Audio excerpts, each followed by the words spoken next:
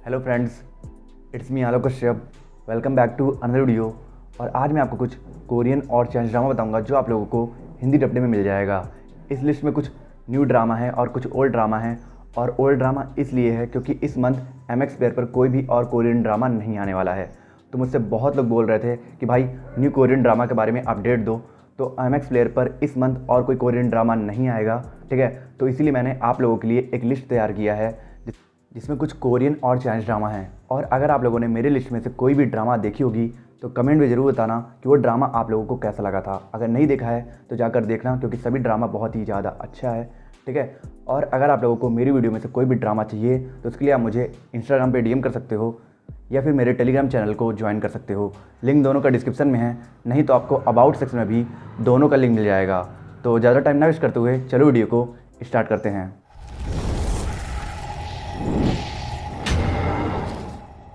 हमारी 10 नंबर पे ड्रामा है हेलो डिबेट ओपोनेंट सीजन 2। ये ड्रामा लिटरली एक time worthy modern love romantic comedy Chinese drama है, जिसमें लिटरली आपको एक बहुत ही इंटरेस्टिंग और फ्रेश कॉन्सेप्ट देखने को मिलेगा, जिसे देखकर आपको बहुत मजा आने वाला है। और ऑडियंस सेटिस्फेक्शन की वजह से ही तो इस ड्रामा को 8.2 की IMDb रेटिंग मिली है। इस ड्रामा में स्टोरी दिखाई गई है कुछ स्टूडेंट्स की जिन्हें जानबूझकर इंटर स्कूल डिबेट कॉन्टेस्ट में भेजा जाता है, सिर्फ एक ऑब्जेक्टिव को ऑब्टेन करने के लिए, जो है इंटर स्कूल डिबेट कॉन्टेस्ट के रिजल्ट को मैनिपुलेट करना। और क्योंकि ये सभी स्टूडेंट्स डिबेटिंग फील्ड में रुकी थे, इसीलिए सबको यही उम्मीद थी कि ये ग्रुप पूरी तरीके से फेल होगी। पर समहाउ ये सभी रुकी स्टूडेंट्स अपनी स्किल को डिस्कवर कर लेते हैं और अपने डिबेटिंग एबिलिटी को शार्प करके कॉन्टेस्ट के बाकी सभी डिबेटिंग ग्रुप को साइड कॉर्नर कर देते हैं। और अभी रुकी डिबेटिंग ग्रुप इस इंटर स्कूल डिबेटिंग कॉन्टेस्ट को कैसे क्लियर करते हैं और उसी दौरान इस ग्रुप में कैसे कैसे क्यूट रोमांटिक केमिस्ट्री डेवलप होता है, यही आपको इस ड्रामा में देखना होगा। इसे आप MX प्लेयर पर देख सकते हो।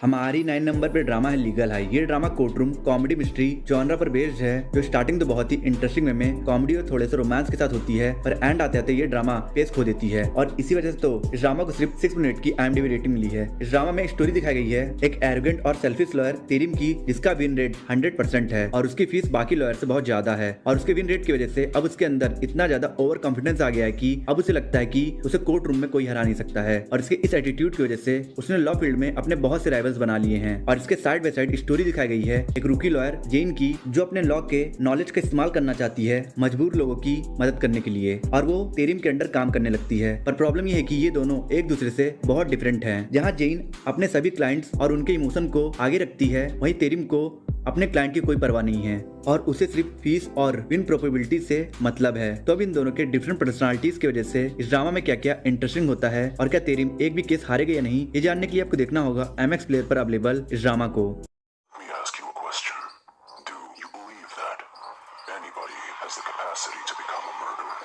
हमारी 8 नंबर पे ड्रामा है कॉपी कैट किलर। ये एक mind blowing murder mystery thriller drama है। इसे 8.4 की IMDb रेटिंग मिली है। वैसे आपने बहुत सी मर्डर मिस्ट्री ड्रामास देखी होगी, पर असली मजा तो उसी मर्डर मिस्ट्री ड्रामा में आता है जिसमें क्रिमिनल इन्वेस्टिगेटर से 2 कदम आगे रहता है और वो अपने मर्जी से इन्वेस्टिगेटर और विक्टिम को अपने प्लान के हिसाब से मैनिपुलेट करता है, जैसा आपने दृश्यम और दृश्यम 2 मूवी में देखा होगा। बिल्कुल उसी तरह इस ड्रामा में एक मर्डर मिस्ट्री दिखाई गई है, जिस मिस्ट्री में क्रिमिनल इन्वेस्टिगेटर से 2 कदम आगे चल रहा है और वो सभी विक्टिम्स, मीडिया और इन्वेस्टिगेटर को अपने मास्टरमाइंड प्लान के अकॉर्डिंग मैनिपुलेट कर रहा है, जैसे कि सभी मीडिया और इन्वेस्टिगेटर उस क्रिमिनल के हाथ के पपेट हों। और इसीलिए इन सभी मीडिया और इन्वेस्टिगेटर को ये पता भी नहीं चलता है कि वो क्रिमिनल उन्हें अपने हिसाब से यूज कर रहा है। तो अब क्या इन्वेस्टिगेटर इस एक्सट्रीमली जीनियस क्रिमिनल को पकड़ पाते या नहीं, ये जानने के लिए आपको देखना होगा इस proper masterpiece murder mystery drama को, जिसे आप नेटफ्लिक्स पर इंग्लिश डब्ड में देख सकते हो। हमारी 7 नंबर पे ड्रामा है द लेडी इन डिग्निटी। इस ड्रामा को 7.5 की IMDb रेटिंग मिली है। ये एक mind blowing revenge thriller Korean drama है, जिसमें स्टोरी दिखाई गई है एजिन की, जो एक बहुत बड़े पेपर गुड्स कंपनी के CEO की डॉटर इन लॉ है और वो एक बहुत ही एलिगेंट और चेयरफुल लेडी है, जिसके पास वो सब कुछ है जो एक वुमेन डिजायर करती है, लग्जरियस लाइफ, ब्यूटी और सपोर्टिव इन लॉज। और उसकी लाइफ पूरी तरह से अपसाइड डाउन तब हो जाती है जब उसके फादर इन लॉ की हेल्थ इतनी ज्यादा खराब हो जाती है कि उन्हें व्हील चेयर का सपोर्ट लेना पड़ता है। और इसलिए वो अपने फादर इन लॉ की देखभाल करने के लिए एक लड़की बॉक्जा को काम पे रखती है। पर बॉक्जा स्टार्टिंग में तो अपने काम को परफेक्टली करती है, पर बाद में वो अपने ग्रीडीनेस के चलते एजिन के फादर इन लॉ को अपने प्यार में फंसाकर उनका सारा फॉर्चून अपने नाम कर लेती है। और इसलिए एजिन और उसकी फैमिली बॉक्जा से अपना रिवेंज लेना चाहते हैं। तो अब एजिन और उसकी फैमिली ऐसा कैसे करते हैं, ये जानने के लिए आपको देखना होगा इस incredible ambitious revenge thriller drama को, जिसे आप MX प्लेयर पर देख सकते हो। हमारी 6 नंबर पे ड्रामा है एक आउटस्टैंडिंग बॉस एम्प्लॉय रिलेशनशिप पर बेस्ड जिसका नाम है माय हॉरिबल बॉस। इस ड्रामा को 7.2 की IMDb रेटिंग ली है। वैसे तो आपने बहुत सी बॉस एम्प्लॉय ड्रामा देखी होगी, पर believe me this one is different, क्योंकि ये ड्रामा ऑफिस रोमांस पर बेस्ड नहीं है। इनफैक्ट इस ड्रामा में हमें ये दिखाया गया है कि अगर फायर और आइस आपस में लड़ेंगे तो कौन जीतेगा। ऐसा मैं क्यों कह रहा हूँ अभी आपको पता चल जाएगा। दरअसल इस ड्रामा में स्टोरी दिखाई गई है दो कम्प्लीटली डिफरेंट पर्सनालिटीज के बीच, जिसमें से एक है दाइजुंग जो बहुत ही ज्यादा शॉर्ट टेम्पर्ड वुमेन है और वो इतनी स्टोन हार्टेड लेडी है कि उसे दूसरों के फीलिंग से जरा भी फर्क नहीं पड़ता है। और वहीं उसके अंडर में काम करता है जुंगी जो गौतम बुद्ध की तरह बिल्कुल शांत पर्सनालिटी वाला पर्सन है। तो अब कैसा इंटरेस्टिंग बॉन्ड बनेगा जब हॉट फायर को कोल्ड आइस के साथ मिलाया जाएगा। यही इस ड्रामा में बहुत सारे कॉमेडी और थोड़े से रोमांस के साथ दिखाया गया है। तो फिर अगर आप भी फायर और आइस के इस अमेजिंग फ्यूजन को देखना चाहते हो तो आप इस ड्रामा को MX प्लेयर पर देख सकते हो। वाकई सारी चीजों में एक्सपर्ट है, वो बहादुर है। ये वकील थी ना? मिशेल यू की तरह है। मिस्टर नंग को कई नामों से जाना जाता है, किसिंग मास्टर, रोमांस का देवता। मुझे कोई भी लड़की नहीं पसंद। हमारी 5 नंबर पे ड्रामा है लव टू हेट यू। एक नेटफ्लिक्स ओरिजिनल कोरियन ड्रामा है जो रोमांटिक कॉमेडी और बिजनेस जॉनरा पर बेस्ड है। इस ड्रामा को 8 की IMDb रेटिंग ली है। इस ड्रामा में एनिमी टू लवर कॉन्सेप्ट पर बेस्ड लिटरली एक बहुत ही क्यूट और इंटरेस्टिंग लव स्टोरी दिखाई गई है अटर्नी मिरिन और एक पॉपुलर एक्टर कैंगो के बीच। कैंगो जो एक बहुत ही पॉपुलर एक्टर है और वो अपने कुछ पर्सनल रीजंस की वजह से वो कभी भी वुमेन्स पर ट्रस्ट नहीं करता है। और वही मिरिन एक ऐसी लड़की है जो कभी भी किसी भी चीज में आदमियों से हारना नहीं चाहती है और वो भी अपने कुछ पर्सनल रीजंस की वजह से आदमियों से नफरत करती है। और वो एक रूकी अटर्नी है जो गैलमू लॉ फर्म में काम करती है। ये फर्म मोस्टली एंटरटेनमेंट इंडस्ट्री के केसेस ही डील करती है। तब ये दोनों लोग जो अपोजिट जेंडर से नफरत करते हैं कैसे एक दूसरे से मिलते हैं, कैसे इन दोनों के बीच एक heart touching love story develop होती है, ये जानने के लिए आपको देखना होगा इस ड्रामा को, जिसे आप नेटफ्लिक्स पर देख सकते हो। एमी, तुम ठीक हो ना? मतलब हाँ? मैंने पूरी जिंदगी स्ट्रगल किया है, देखो क्या हालत है मेरी। बहुत सहन नहीं होता। हमारी 4th नंबर पे ड्रामा है बीफ। ये एक अडल्ट डार्क कॉमेडी ड्रामा है। वैसे डार्क कॉमेडी जॉनरा एक बहुत ही डिफिकल्ट कॉन्सेप्ट है जिसे अच्छे से एग्जीक्यूट करना बहुत ही कठिन काम है, पर इस ड्रामा के क्रिएटर ने सभी एस्पेक्ट को अच्छे से एग्जीक्यूट किया है, जिसकी वजह से ये एक masterpiece adult dark comedy drama बन जाती है। और यही कारण है कि इस ड्रामा को 8.4 की IMDb रेटिंग ली है। और बात करें इस ड्रामा की स्टोरी की तो इंसान के अंदर का कंप्रेस एंगर, फ्रस्ट्रेशन और टेंशन उसे एक बॉम्ब की तरह बना देता है जो कभी भी किसी पे भी फट सकता है। और जब इन कंप्रेस इमोशन में ईगो और रिवेंज का लस्ट इन्वॉल्व हो जाता है तो इंसान एक ऐसा बीस्ट बन जाता है जिसे रोकना बहुत ही मुश्किल होता है। और ऐसे ही दो बीस्ट हैं डैनी और एमी। डैनी जिसने रिसेंटली अपने भाई की वजह से लगभग सारा फॉर्चून खो दिया है और इसलिए वो बहुत ही टेंस और एंग्री है। और वहीं एमी अपने हस्बैंड और इन लॉज की वजह से इतना ज्यादा फ्रस्ट्रेट हो गई है कि वो उनका मर्डर भी कर सकती है। और अब इसी एंगर और फ्रस्ट्रेशन की वजह से जब इन दोनों का इनकाउंटर एक दूसरे से एक रोड एक्सीडेंट में होता है तो ये दोनों अपना सभी फ्रस्ट्रेशन और एंगर एक दूसरे पर ही निकाल देते हैं और इस छोटे से एक्सीडेंट के रेज को इस लेवल पर ले जाते हैं जिसके बारे में आप सोच भी नहीं सकते हो। तो फिर अब आगे इस ड्रामा में क्या होता है ये जानने के लिए आप देखिए नेटफ्लिक्स पर अवेलेबल इस हिंदी डब ड्रामा को।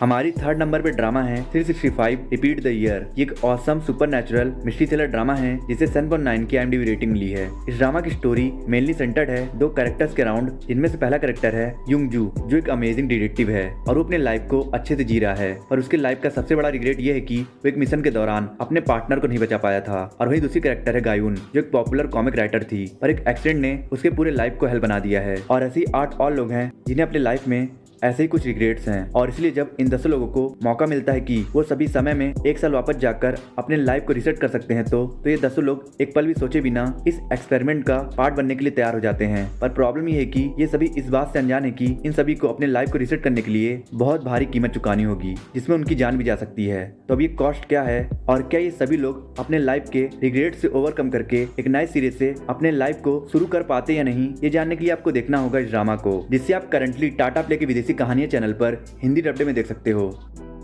हमारी सेकंड नंबर पे ड्रामा है ब्रोकर। एक आउटस्टैंडिंग रोमांटिक मेडिकल ड्रामा है जिसे सन.2 की IMDb रेटिंग ली है। सब कहते हैं कि प्यार में इतनी पावर होती है कि वो किसी भी इंसान को बदल सकता है, पर इस बात में कोई सच्चाई है या फिर ये सब कहने की बातें हैं, इसका पता आपको इस ड्रामा को देखने के बाद मिल जाएगा। इस ड्रामा में स्टोरी दिखाई गई है एक ब्रिलियंट रिसर्चर जिया निंग की, जो कंट्री के सबसे बड़े फार्मास्यूटिकल कंपनी के लिए काम करती है और उसके लिए उसका काम ही सब कुछ है। और फिर एक दिन जिया निंग के यूनिट में एक और इनक्रेडिबल रिसर्चर शाओ शैन को रिक्रूट कर लिया जाता है और शाओ शैन भी जिया निंग की तरह अपने काम को अपना सब कुछ समझता है। और इन दोनों कैरेक्टर में बहुत सी सिमिलरिटी होने की वजह से इन दोनों के बीच एक स्वीट लव स्टोरी डेवलप हो जाती है। पर रियलिटी है कि शाओ शैन राइवल फार्मास्यूटिकल कंपनी का एक स्पाई एजेंट है। इसका प्राइम मोटिव है जिया निंग का रिसर्च डाटा चुराना। तो अब क्या जिया निंग के प्यार का अफेक्शन शाओ शैन को बदल पाता है या नहीं, ये जानने के लिए आपको देखना होगा इस ड्रामा को, जिससे आप play TV drama YouTube channel पर हिंदी डब्ड में देख सकते हो।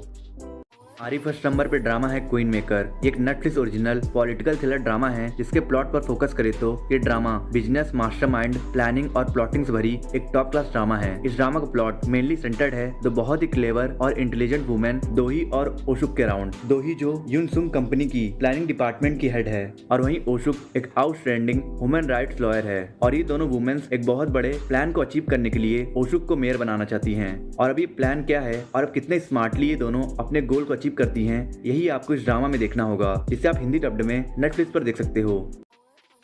आई होप आप लोगों को वीडियो अच्छा लगा होगा। अच्छा लगा तो लाइक कर दो और कमेंट कर दो, और वीडियो पर नए हो तो प्लीज़ चैनल को सब्सक्राइब कर देना और लाइक कमेंट कर देना, और प्लीज़ बेल आइकन भी प्रेस कर देना और कुछ लोगों को शेयर कर देना। और मैं मिलता हूँ आपसे नेक्स्ट वीडियो में। अगर आपको top 10 high school and college life पर based Korean and Chinese drama देखना है और top 10 best Korean and Chinese drama देखना है तो मेरी एंड स्क्रीन पे दो वीडियोस हो रही है, आप इन दोनों वीडियोस को देख सकते हो।